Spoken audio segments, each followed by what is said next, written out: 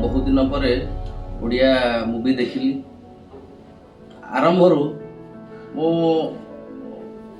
ये जो मूवी रे थिबा प्रत्येक चरित्र अति रियलिटी थिला एवं यार जो वार्ता युव समाज पाई हो किंबा आजिकल जो कॉलेज स्टूडेंट जो माने छोट रु बड़ पर्यंत जो माने ये मूवी देखिए यह निश्चित समाज पाई एक बड़ वार्ता हेबो बोली मोर आशा और भरोसा।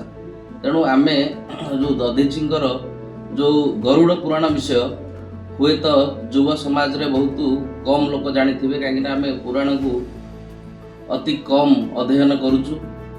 तेणु ये वार्ता पुराण एवं आधुनिकर मिसिकी जो वार्ता दौची, तेणु यह युवक एवं ऊपर पीढ़ी समस्त पीढ़ी एक भल संदेश दब समाज को, यह मोर दृढ़ विश्वास।